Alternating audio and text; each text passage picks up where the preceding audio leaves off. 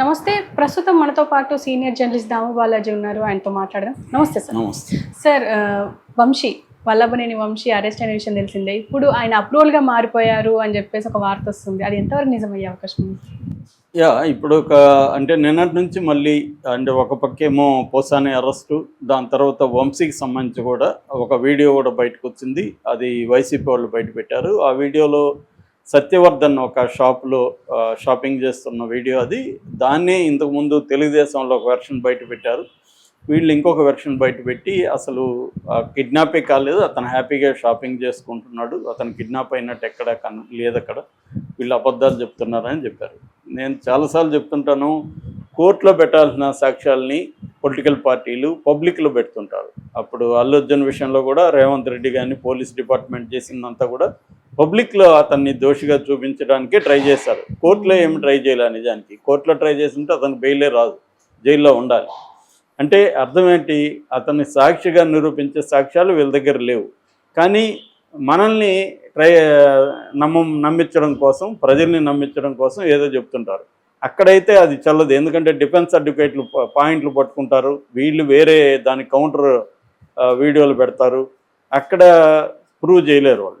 మనకేంటంటే మనం ఎక్కడ పోయి వేరే కౌంటర్లు తీసుకురావాలి పబ్లిక్.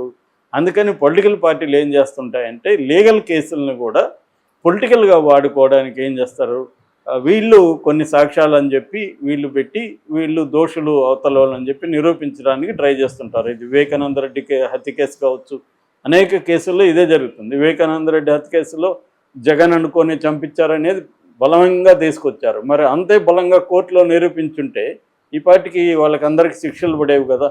ఎందుకు చేయలేదు అంటే కోర్టులో చేయడానికి వాళ్ళ దగ్గర సబ్స్టాన్షియల్ ఎవిడెన్స్ లేదు. పబ్లిక్లో అయితే ఏదైనా చెప్పేయచ్చు, ఏదైనా నడుస్తుంది. అందులో ఇవాళ మొత్తం డీఫేక్ టెక్నాలజీ ఇవన్నీ వచ్చినాక ఇంతకుముందు అంటే వీడియోలను మ్యానిపులేట్ చేయడం కొద్దిగా డిఫికల్ట్ అయ్యేది. ఇప్పుడు వీడియోలను కూడా మ్యానిపులేట్ చేయొచ్చు. నిన్ననే ఒక అమెరికాలో వైరల్ అవుతుంది. అదేంటంటే ఎలాన్ మస్క్ కాళ్ళు నాగుతున్నట్టుగా, ఎవరు ట్రంప్ నాగుతున్నట్టుగా వీడియో వచ్చింది బయటికి. అది చూస్తే వెరీ ఒరిజినల్గా ఉంది. సో అది డీఫేక్.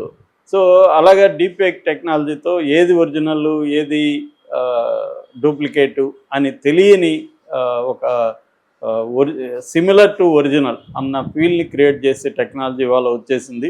నిన్ననే పుతిన్ అని ఒక సినిమా చూసాను నేను, పోలాండ్ వాళ్ళు తీశారు. అందులో పోలిష్ యాక్టర్ చేస్తే పుతిన్ లాగే ఉన్నాడు అతను. ఏఐ ఫస్ట్ టైం సినిమాలో ఉపయోగించి ఒక మనిషిని పోలిన మనిషిని ఏఐ ద్వారా చేయడం ఫస్ట్ టైం వరల్డ్లో. సో పుతిన్ లాగే ఉన్నాడు, పుతిన్ లాగే మాట్లాడుతున్నాడు, అన్నీ పుతినే యాక్ట్ చేసినట్టుగా ఉంది మనకి.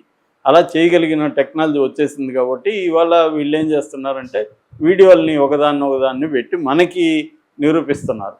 నిజానికి మనకి నిరూపించాల్సిన అవసరం లేదు.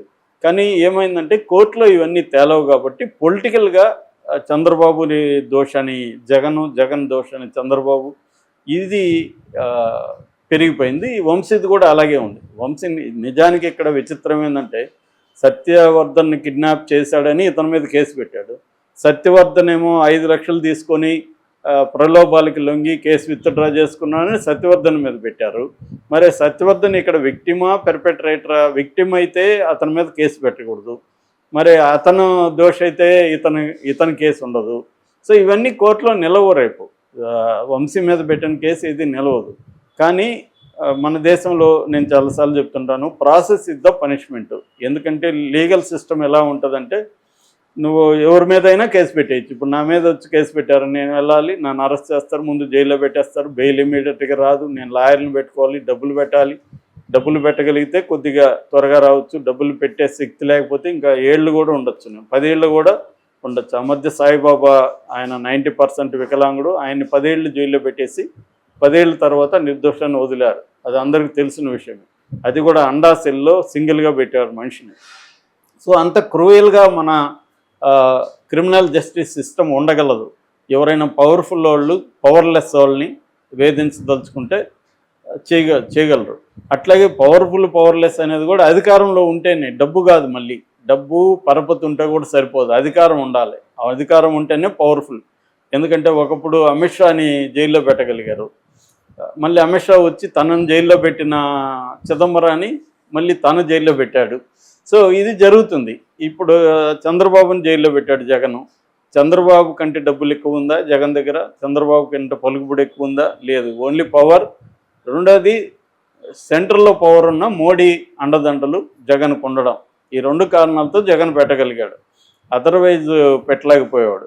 ఇప్పుడు చంద్రబాబుకు పవర్ ఉంది, చంద్రబాబు మద్దతుతో మోడీ ప్రభుత్వం ఉంది. కాబట్టి చంద్రబాబు అనుకుంటే ఎవరినైనా ఈ రాష్ట్రంలో జైల్లో పెట్టగలరు. సో అలాగా వాళ్ళు నేరం చేశారా లేదా అనేది సెకండ్ క్వశ్చన్. ఫస్ట్ది ఏంటంటే ఎవరినైనా పెట్టగలం అన్నది వీళ్ళకి అవసరం. రెండోది ఇవాళ ఒకప్పుడు పొలిటికల్ పార్టీలు ఏంటంటే ప్రతిపక్షాలని బతికించి పోరాటం చేసేవాళ్ళు. ఇవాళ ప్రతిపక్షాలని చంపేసి అధికారంలో కంటిన్యూ కావడం కానీ అధికారంలోకి రావడం కానీ అన్న మోడల్ వచ్చేసింది. ఈ మోడల్ని మోడీ చాలా సిస్టమేటిక్గా తీసుకెళ్తున్నాడు. మిగతా వాళ్ళు కూడా వాళ్ళ వాళ్ళ శక్తి సామర్థ్యాలను బట్టి అదే మోడల్ని అమలు చేస్తున్నారు. అది జగన్ ఉన్నా, చంద్రబాబు ఉన్నా, కేసీఆర్ ఉన్నా, రేవంత్ రెడ్డి ఉన్నా, మోడల్ ఇస్ ద సేమ్.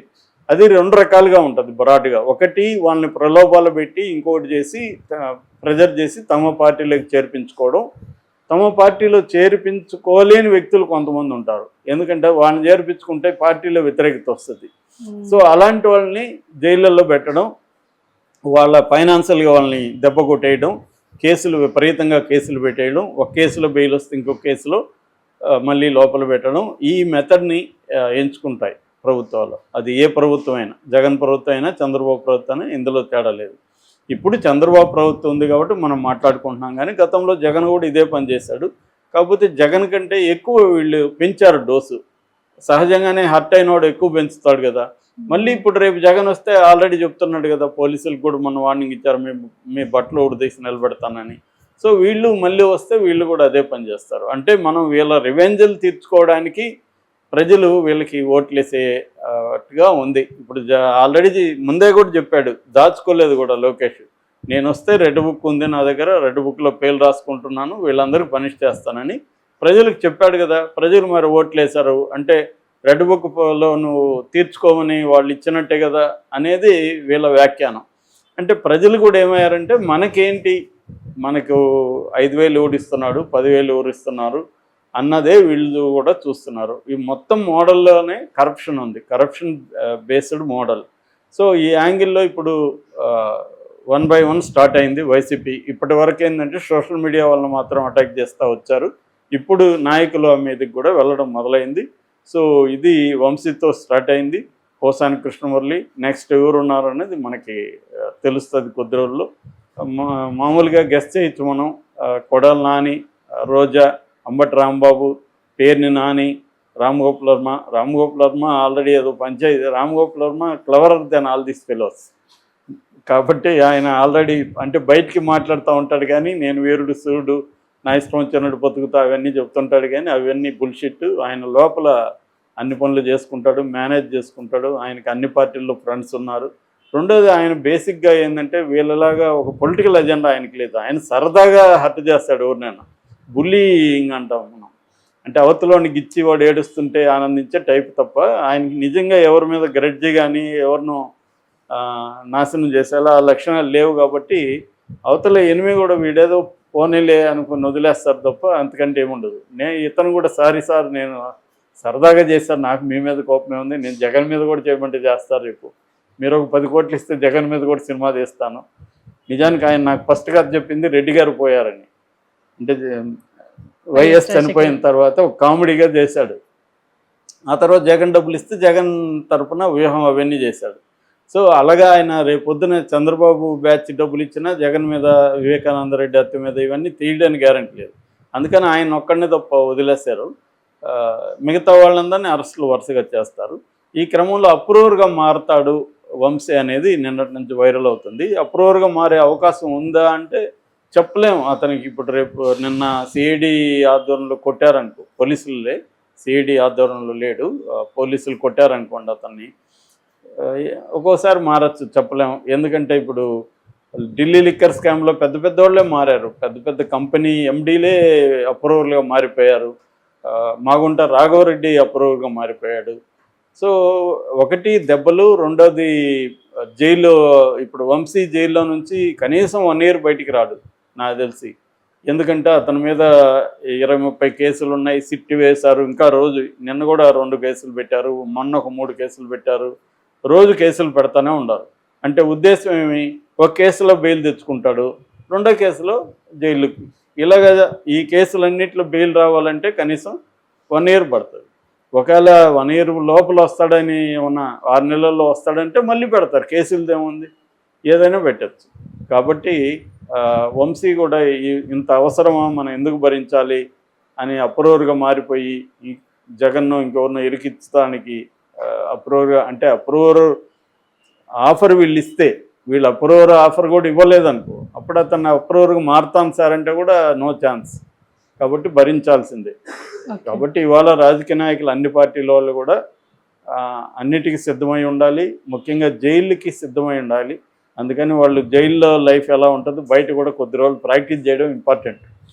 అంటే దాని ఇండియన్ కమోడ్స్లో కూర్చోవడం, ఎక్సర్సైజ్ చేయడం, యోగా చేయడం,